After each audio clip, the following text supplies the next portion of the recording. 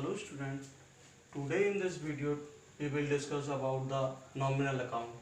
In last two videos we already discussed about the personal and real account. Nominal account. What is nominal account? Nominal accounts are those which relate to expense, can losses, incomes and profits. कहने का means क्या है?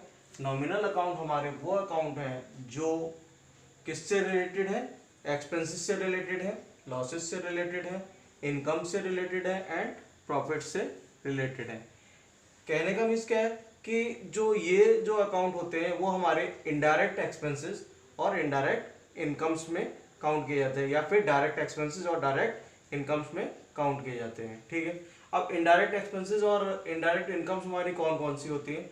Indirect expenses में जैसे हमारा salary है, क्या नाम है, रेंट है, कमीशन है, ये या क्या नाम है, इंटरेस्ट है, इस तरह की बहुत सारी चीज़ें, डिस्काउंट अलाउड है, ये सारी चीज़ें क्या है हमारी इनडायरेक्ट एक्सपेंसेस. इसी तरह से इनडायरेक्ट इनकम्स भी है हमारी, कमीशन रिसीव्ड है, रेंट रिसीव्ड है, इंटरेस्ट रिसीव्ड है, या अदर कोई पॉइंट जो कि हमें रिसीव्ड हो रहा है. ठीक है. तो वो हमारी इनडायरेक्ट इनकम्स और profit earn during the years.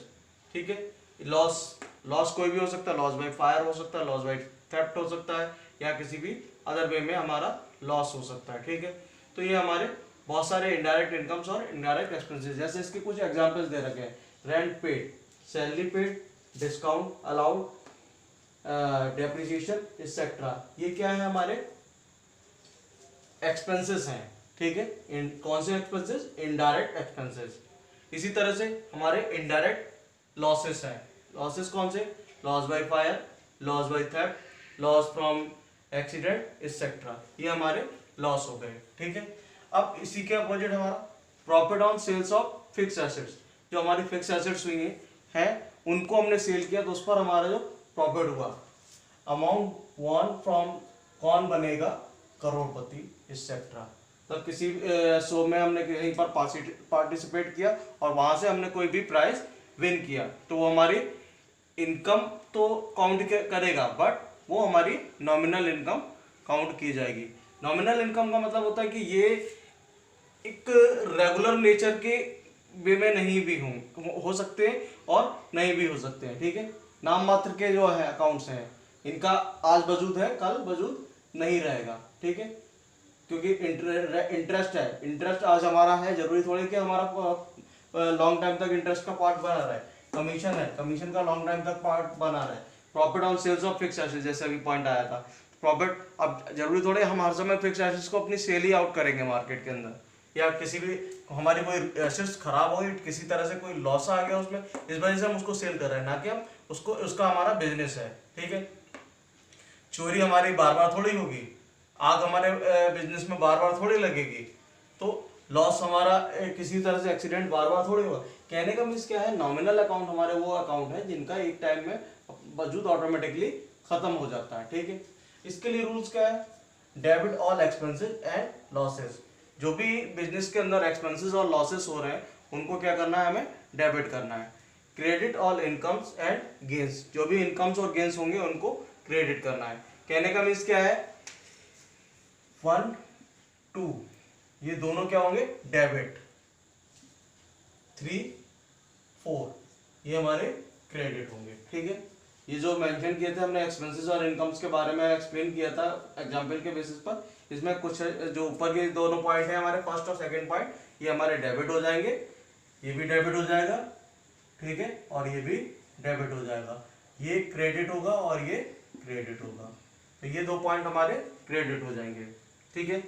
अब इसका ऑब्जेक्ट क्या है? इसका ऑब्जेक्ट क्या है एग्जैक्टली? क्यों हम इस तरह से उसको वो करते हैं, नॉमिनल अकाउंट्स प्रिपेयर करते हैं? इससे हमें पता चल जाता है how much expenses and loss incurs during a particular period in the business. एक पार्टिकुलर पीरियड क्या होता है? पार्टिकुलर पीरियड में जैसे मैं कई बार मैं एक्सप्लेन कर चुका हूँ, पार्टिकुलर पीरियड ऑफ टाइम क्या होता है? वो हमारा 12 मंथ्स का टाइम होता है जिसमें हम बिजनेस करते हैं. ठीक है. और उस 12 मंथ्स के बाद में हमें ये फाइंड आउट करना होता है हमारे बिजनेस में प्रॉफिट हुआ है, लॉस हुआ है, इनकम हुई, एक्सपेंसेस हुए, किस तरह से क्या क्या चीज़ें हुई, सारी चीज़ों के बारे में कितनी एसेट्स है हमारी, कितनी लाइबिलिटी है, इन सारी चीज़ों के बारे में फाइंड आउट करते हैं। तो वो हमारा 12 मंथ्स का टाइम ड्यूरेशन होता है। उस पार्टिकुलर पीरियड में उन्होंने कितने एक्सपेंसेस किए और कितना उनको लॉस हुआ। इसी तरह से how much income and gains earn during a particular period in a business, एक पार्टिकुलर पीरियड में उसने कितनी इनकम अर्न की या फिर कितना गेन अर्न किया,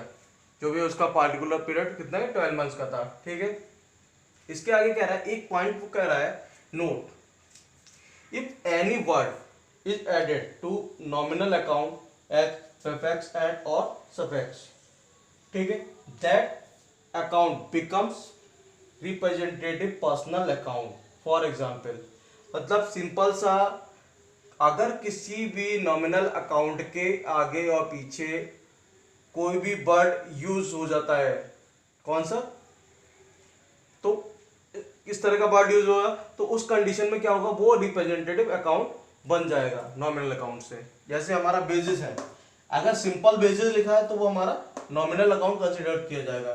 सिंपल कमीशन लिखा है तो नॉमिनल अकाउंट कंसिडर किया जाएगा। रेंट लिखा है तो नॉमिनल अकाउंट कंसिडर होगा।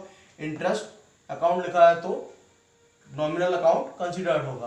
बट इसके आगे या पीछे कोई भी वर्ड यूज किया जाता है जो किसको रिप्रेजेंट कर रहा है, किसी पर्टिकुलर पर्सन को। आउटस्टैंडिंग बेसिस, अब आउटस्टैंडिंग बेसिस का मतलब क्या है, जो बेसिस है वो आउटस्टैंडिंग है, वो किसके लिए आउटस्टैंडिंग हुई, किसी पार्टिकुलर पर्सन के लिए आउटस्टैंडिंग हुई। क्यों?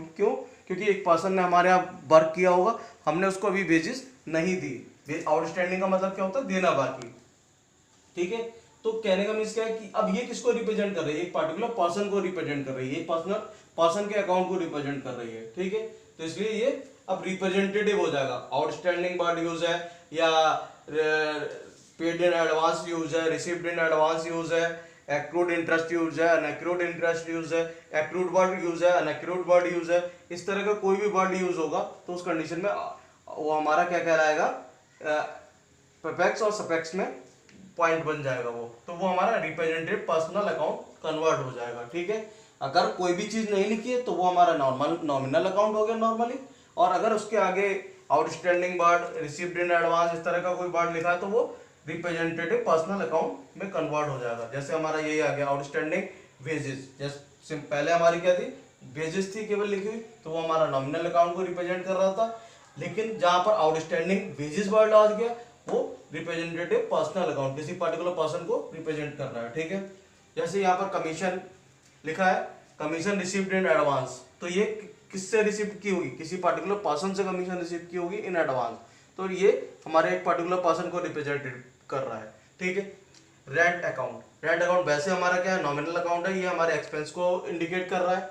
लेकिन रेंट पेड इन एडवांस, जब हमने किसी को रेंट पेड किया, इट मीन्स किसी पर्टिकुलर पर्सन को रेंट पेड किया होगा, तो ये पर्सन को रिप्रेजेंट कर रहा है। ठीक है, इंटरेस्ट अकाउंट, इंटरेस्ट हमारा क्या है, एक्सपेंस को रिप्रेजेंट कर रहा है। एक्रूड इंटरेस्ट, ये हमारा उसको इनकम को रिप्रेजेंट करेगा। ठीक है, तो कहने का मीन्स क्या है हमारा, कि जब नॉमिनल अकाउंट से हमें उसके आगे अपेक्स और प्रीफिक्स और सफिक्स में कोई भी वर्ड यूज कराएगा जो किसको रिप्रेजेंट करेगा, पर्सन्स को, तो वो हमारे रिप्रेजेंटेटिव पर्सनल अकाउंट बन जाएंगे। ठीक है, और बाकी ये हमारे नॉमिनल अकाउंट क्या आते हैं, नॉमिनल अकाउंट हमारे वो अकाउंट है जिनको, जो हमारे एक्सपेंसेस, प्रॉफिट, लॉस, इन सारी चीज़ों को रिप्रेजेंट करते हैं।